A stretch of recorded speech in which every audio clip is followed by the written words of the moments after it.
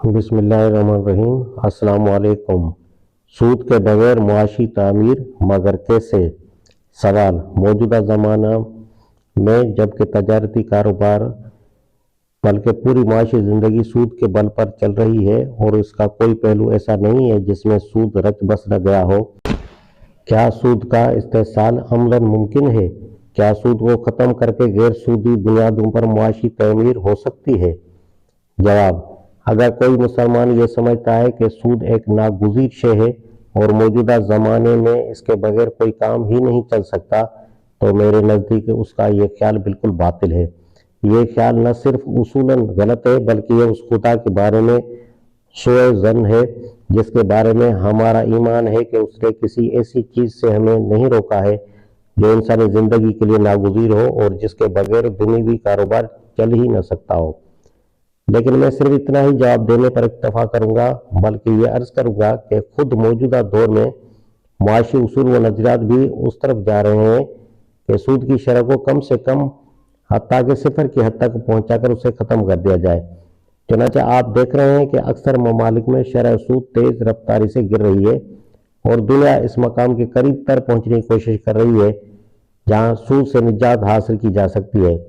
مجھے یہاں اس بارے میں تفصیلی بحث کرنے کی ضرورت نہیں ہے کیونکہ میں نے اپنی کتاب سود میں اس موضوع پر مفصل بحث کر چکا ہوں۔ البتہ یہاں مختصراً یہ بتا دینا چاہتا ہوں کہ ایک اسلامی حکومت اس مسئلے کو عملاً کیسے حل کر سکتی ہے۔ میرے نزدیک اس کا طریقہ یہ ہے کہ سب سے پہلے ملک کے اندر سود کو بند کر دیا جائے، اس کے بعد دوسرے قدم کے طور پر بیرونی تجارت میں سود ختم کرنے کے لیے جدوجہد کی جائے۔ ملک کے اندر حکومت سودی لین دین کو قانوناً ناجائز قرار دے اور خود بھی سود کا لینا اور دینا ترک کر دے۔ کوئی عدالت سود کی ڈگری نہ دے۔ کوئی شخص اگر سودی کاروبار کرے تو اسے فوجداری جرم کا مجرم گردانا جائے جب تک کہ آغاز ہی میں ایسے فیصلے کن اقدامات نہیں کیے جائیں گے۔ اس امر کا سرے سے کوئی امکان ہی نہیں پیدا ہو سکے گا کہ کوئی ایسا مالیاتی نظام قائم ہو جس سے سود خالی ہو۔ اس حقیقت کو مثال سے یوں سمجھا جا سکتا ہے کہ ایک حکومت اگر ایک طرف ریل کے سفر کے لیے ٹکٹ کو ضروری قرار دے دے اور دوسری طرف بغیر ٹکٹ کے سفر کے لیے بھی گنجائش باقی رہنے دے تو ٹکٹ لینے والے مسافر تھوڑے ہی نکلیں گے، لیکن اگر بلا ٹکٹ کا سفر فوجداری جرم ہو تو کوئی آدمی جو ٹکٹ نہیں لیتا ریل میں جانے کی جرات نہیں کر سکے گا۔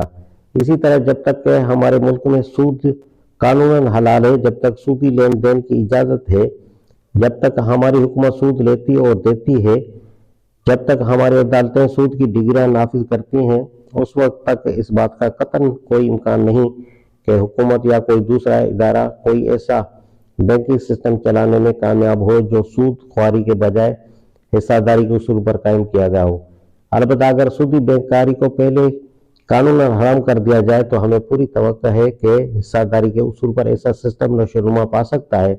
حصہ داری سے ہماری مراد یہ ہے کہ نفع و نقصان میں تمام حصہ دار برابر کے شریک ہوں۔ داخلی طور پر سودی بندش کے بعد خارجی لین دین میں بھی اس سے چھٹکارا حاصل کیا جا سکتا ہے۔